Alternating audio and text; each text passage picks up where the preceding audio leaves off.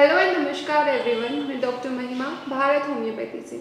आज हम बात करेंगे एस्थमा इन चिल्ड्रन, बच्चों में एस्थमा का रोग या फिर दमा का रोग। दमा एक रेस्पिरेटरी डिजीज़ है जो कि बच्चों में भी हो सकती है, एडल्ट्स में भी हो सकती है। पर आज हम बात कर रहे हैं स्पेशली कि बच्चों में एस्थमा के क्या साइन और सिम्टम मिलते हैं और बच्चों में क्या क्या परेशानी हमें देखने को मिलती है एस्थमा के केसेस में।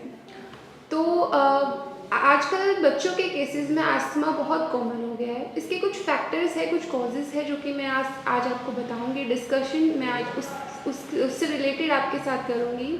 तो ऐसा ही एक जो पहला कॉज है वो है आजकल जो पॉल्यूशन है, जो कि AQI है, वो बहुत ज़्यादा हो गया है। तो बच्चे पोल्यूशन के कांटेक्ट में आते हैं, बच्चे पोल्यूशन वाले एरिया में, एनवायरनमेंट में रह रहे हैं, तो इसलिए ये बहुत ट्रिगरिंग फैक्टर है रेस्पिरेटरी डिसऑर्डर्स के लिए। इसलिए एस्थमा बच्चों में बहुत कॉमन हो गया है। अब जिनके घर में पेट्स होते हैं, किसी इंसानों को कुछ चीज़ों से एलर्जी होती है। ऐसे ही कुछ बच्चों को पेट्स के जो फर होते हैं, जो हेयर्स होते हैं, उनसे एलर्जी होती है। तो वो उनकी रेस्पिरेटरी डिजीज़ को ट्रिगर करते हैं, वो एक ट्रिगरिंग फैक्टर का काम करते हैं।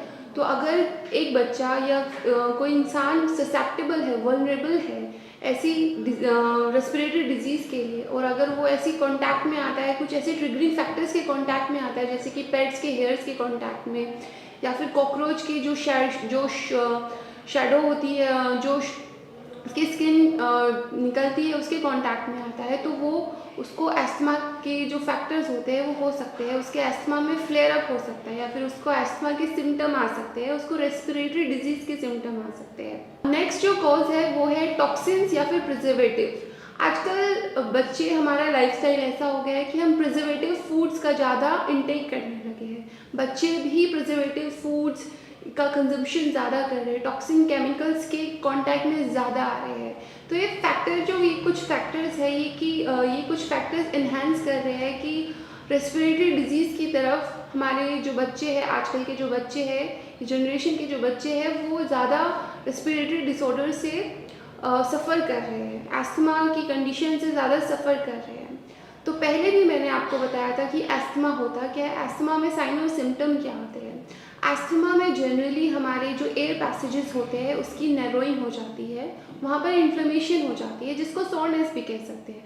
जब सोरनेस होती है तो वहाँ पर इन्फ्लेमेशन के होने के कारण सिकुड़ जाती है हमारी एयर पैसेजेस, और वहाँ पे म्यूकस का डिपोजिशन होने लगता है।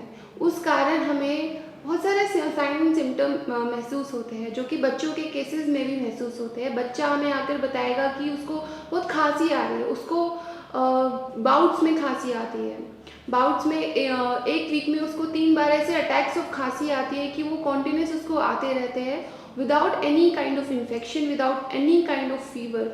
अगर बॉडी में, बच्चे की बॉडी में फीवर या फिर कोई इन्फेक्शन प्रेजेंट नहीं है, उसके बावजूद भी उसको खांसी आ रही है, ड्राई कफ आ रहा है, तो हमें समझ जाना चाहिए कि एक एस्थमा का सिम्टम है।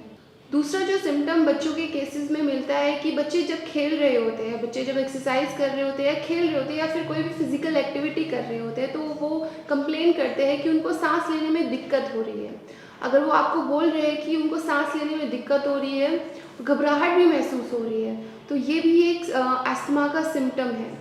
नेक्स्ट जो सिम्टम है कि आम भाषा में हम कहते हैं कि सीटी जैसी आवाज़ हमें बच्चों की छाती से, चेस्ट से आ रही है, जब वो ब्रीथ आउट कर रहे हैं। एक्सपिरेशन के टाइम पर विस्लिंग आवाज़ आ रही है, जिसको हम मेडिकल टर्म में बोलते हैं वीजिंग साउंड।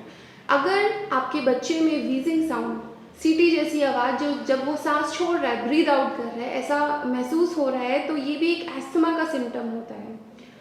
अगर बच्चे को दिन के समय और रात के समय लेटते टाइम, जब वो सोने जा रहा है या फिर जब वो सोकर उठा है, जाग रहा है सुबह के टाइम, उसको खांसी, उसको कफ हो रहा है, तो ये भी एक एस्थमा का सिम्टम है। बिकॉज कि जो एस्थमा का जो मेन सिम्टम होता है वो डाययूरिनल पैटर्न से होता है, सुबह के टाइम पर ज़्यादा होता है, और जब लोग सोने जा रहे होते हैं तब ज़्यादा होता है।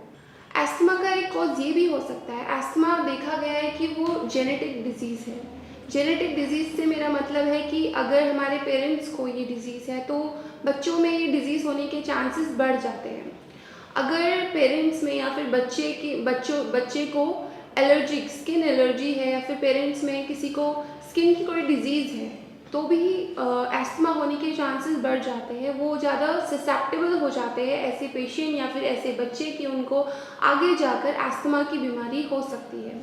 अगर एक्सटर्नल कॉजेज़ की बात की जाए तो एक्सटर्नल कॉजेज़ में अगर हम घर में इंडोर प्लांट्स भी रखते हैं, इंडोर प्लांट्स रखने से क्या होता है कि जो इंडोर प्लांट्स जो फ्लावरिंग प्लांट्स हैं, जो फ्लावर आते हैं जिनमें उनके पोलन ग्रेन से किसी किसी बच्चों को या किसी इंसानों को किसी पेशेंट को एलर्जीज़ होती है। अब वो पोलन ग्रेन वो इनहेल करेंगे और वो रेस्पिरेटरी पैसेज में पहुंचेगा, वहाँ पर वो जाकर इन्फ्लेमेशन क्रिएट करता है और इसलिए कफ प्रोड्यूस होता है, एस्थमा ट्रिगर हो जाता है। तो अगर आपके बच्चे को एस्थमा के सिम्टम हैं तो आप अवॉइड कीजिए कि आप इंडोर प्लांट्स रखें जो कि फ्लावरिंग प्लांट्स हैं, जो कि फूल देते हैं। ऐसे इंडोर प्लांट्स रखना अवॉइड कीजिए बिकॉज उनके पोलन ग्रेन से वो ट्रिगरिंग फैक्टर उनको मिल सकता है कि एस्थमा फ्लेयर अप हो जाए। तो अगर आपको ये साइन और सिम्टम आपके बच्चे में महसूस हो रहे हैं, दिख रहे हैं, अगर आपका बच्चा कंप्लेन कर रहा है कि उसको खेलने के टाइम पे ब्रेथलेसनेस फील हो रही है, उसको खांसी हो रही है, ड्राई कफ हो रहा है, अगर उसकी बॉडी में कोई फीवर नहीं है, उसको कोई इन्फेक्शन नहीं है, उसके बावजूद भी उसको खांसी आ रही है, या फिर उसको उसकी चेस्ट से जब वो ब्रीद आउट करे एक्सपिरेशन के टाइम पे विस्लिंग साउंड आ रही है, सीटी जैसी साउंड आ रही है, तो आप समझ जाइए कि ये आपके बच्चे में एस्थमा के सिम्टम आ रहे हैं। अगर आपको अपने बच्चे में ऐसे कुछ भी सिम्टम नज़र आ रहे हैं तो आप मुझे डॉक्टर महिमा को कंसल्ट कर सकते हैं। मैं डॉक्टर महिमा और मेरी भारत होम्योपैथी की मेडिकल टीम आपकी हेल्प करेगी आपके बच्चे के एस्थमा को ठीक करने में, उसको क्योर करने में। देखिए, एस्थमा का क्योर बचपन में अगर मिल जाए तो बहुत अच्छा रहता है, क्योंकि वो अगर क्रॉनिक हो गया तो जब वो बड़ा होगा, बच्चा बड़ा होगा तो उसकी एलर्जीज़ उसको उसकी जो नॉर्मल रूटीन लाइफस्टाइल उसकी एक्टिविटीज़ को हिंडर करेगा, ज़्यादा हार्मफुल होगा।